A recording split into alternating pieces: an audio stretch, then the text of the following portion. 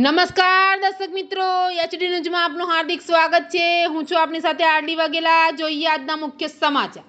અંકલેશ્વર પાસેના national highway પર માંડવા મોતાલી પાટિયા સુધી ટ્રાફિક જામની સમસ્યાથી વાહન ચાલકો ત્રાહિમામ।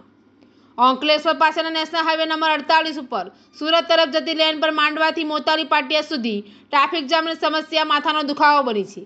છેલ્લા 10 દિવસથી સવારે અને સાંજે ટ્રાફિક જામ સર્જાતા વાહન ચાલકો ત્રાહિમામ પોકારી ઉઠ્યા છે। ખાસ કરીને અંકલેશ્વર પાનોલી જીઆઈડીસીમાં જતો નોકરિયાત વર્ગ મુશ્કેલીમાં મુકાયો છે। અંકલેશ્વર નેશનલ હાઈવે પર માંડવાથી મોતાલી પાટિયા સુધીના માર્ગ પર છેલ્લા 10 દિવસથી સતત ભારે ટ્રાફિક જામ સર્જાઈ રહ્યો છે, જેના કારણે હજારો વાહન ચાલકો ભારે હાલાકી ભોગવી રહ્યા છે। ખાસ કરીને ભરૂચથી સુરત તરફ જવાના ટ્રેક પર સમસ્યા વધુ ગંભીર બની છે। સ્થાનિક સૂત્રો અનુસાર રોજના પીક અવર્સ દરમિયાન 3 કિલોમીટરથી વધુ લાંબી વાહનોની લાઇન લાગી જાય છે। નોકરિયાત વર્ગ, ખાનગી કંપનીઓમાં કામ કરતા કર્મચારીઓ, સ્કૂલ બસો તથા એમ્બ્યુલન્સ જેવા ઇમરજન્સી વાહનોને પણ લાંબા સમય સુધી અટકાવવું પડે છે।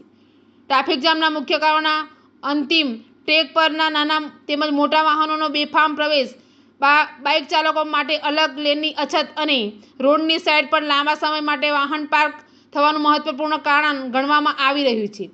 રોડ સાઇડ પાર્કિંગને કારણે માર્ગ સાંકડી બની જતા ટ્રાફિક વધુ ખોરવાય છે। ખાસ કરીને ભારે વાહનો જ્યારે અચાનક અટકે છે ત્યારે પાછળથી આવતા બાઇક અને કાર ચાલકો માટે અકસ્માતનો ખતરો બને છે।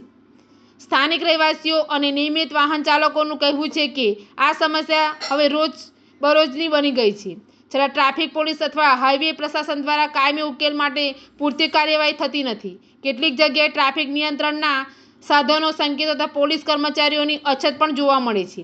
લોકોમાં વધતા રોષ વચ્ચે માંગ ઉઠી રહી છે કે ભરૂચ સુરત ટ્રેક પર તાત્કાલિક ટ્રાફિક મેનેજમેન્ટ માટે વધારાનો સ્ટાફ મૂકવામાં આવે, રોડ સાઇડ પાર્કિંગ પર કડક કાર્યવાહી કરવામાં આવે તેમજ નાના મોટા વાહનો માટે સ્પષ્ટ લેન વ્યવસ્થા અમલમાં મૂકવામાં આવે, જેથી રોજિંદા મુસાફરોને રાહત મળી શકે।